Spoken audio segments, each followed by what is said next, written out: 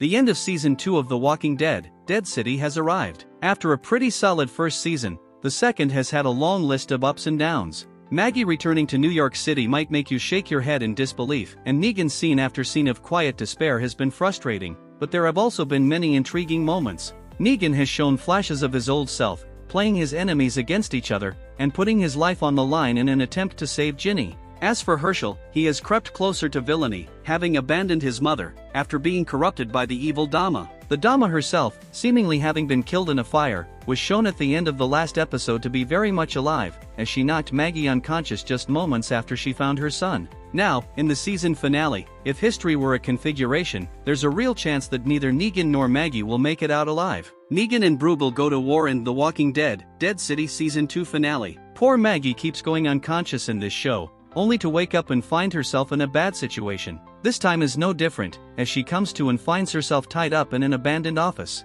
The Dama walks in, glad that they're finally meeting. She goes with the nice, calm act, offering Maggie food, who is secretly cutting through her restraints. The Dama reveals that the burnt body left behind in her supposed demise was a walker. She sees so much too, quickly noticing that Maggie is trying to escape. When she threatens to punish Hershel, Maggie stops. She can't fight back when her child is so vulnerable. Bruegel tells Pearlie that Negan has agreed to meet. Pearlie wants to know where Ginny went, but Bruegel doesn't care. Pearlie cares too much about her to ignore this, so he puts a knife to Bruegel's throat, demanding to know where she is. Bruegel admits that she told him she wanted to kill Negan, and now he can play them against each other. He pulls his own knife, excited about the emotional advantage he has. Negan stands over Ginny's bed, watching over the still unconscious girl. Benjamin Pierce lets him know that he's wanted upstairs. Negan tells him that shit's about to start. Pierce says he's with Negan, but he also knows he's not a fighter, so he won't be joining in on the violence. At the church, Negan and Bruegel's groups come together.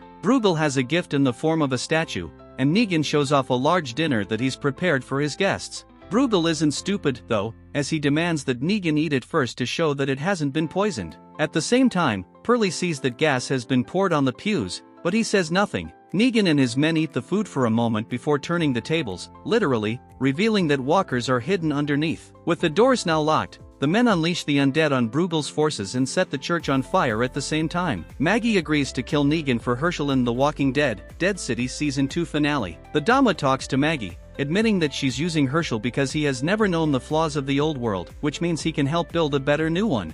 She'd hoped that Negan could help too, but he failed her, so she can use Maggie to kill him. She can get her son back, too, in the process by setting herself free. Hershel later walks in, apologizing to his mother because he didn't know that the Dama would attack her. She admits that she's not over what Negan did, but that it's time to let it go. Her son tells her that he wants to move on and be a family, but that can't happen until she kills the man who killed his father. A broken Maggie agrees and is set free. When Negan is dead, she'll come back for Hershel. Bruegel's soldiers are quickly overrun, but they didn't come unprepared. Their statue was a Trojan horse filled with weapons that they used to easily slaughter the walkers. A worried Negan and his forces bring out their own weapons, and our anti-hero starts going to town with Lucille. When Bruegel gets his hands on a flamethrower, however, he is forced to flee. This turns out to be a trap, as Bruegel is surrounded by Negan and his men in the basement. He tries to talk his way out of what's coming next as Maggie, armed with a knife, watches from behind the corner of a wall. Negan demands that Bruegel, along with Pearlie, get on their knees.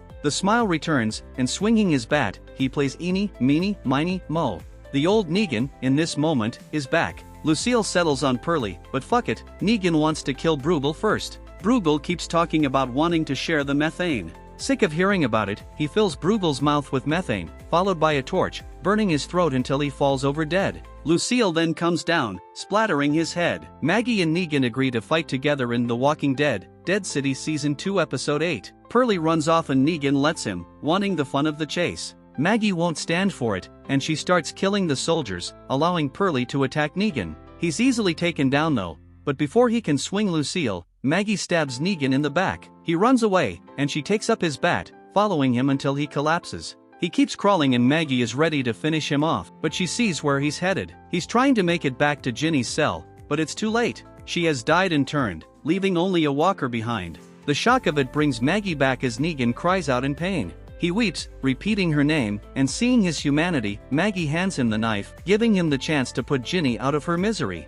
She still can't kill Negan, so Maggie and Pearlie carry him to another room, where the knife is finally pulled out of his pack. He's seriously injured, but he'll survive. Negan mourns, heartbroken that Ginny died alone. Maggie says there's something she has to do. She leaves, returning to Hershel, who can tell by the look on his mother's face that she didn't do what she said. He's angry. Nothing will ever change. Calmly, Maggie tells Hershel that killing Negan will only make things worse, but he is filled with a rage that she can understand. Just know that I'll always be here for you. I won't leave the city. Maggie knows she has to let him go for now, and Hershel walks away. So that's how you get a third season of Dead City. Maggie, Pearlie, and Negan see a second wave of New Babylon marching through the city. Pearlie speaks about approaching a fork in the road, one which heads to the past, and another to an unknown future. A voiceover from Maggie and Negan tells us that the past is too painful, but the future is hopeless too if you don't have the past with you. The only way forward is to work through what was to get to what will be. It will be hard, but they can get there. As the Dama and Hershel watch the soldiers march from a rooftop, a series of images show Maggie and Negan fighting together in the past. These two, despite everything, need each other, and by fighting as one, they will get to where they're going.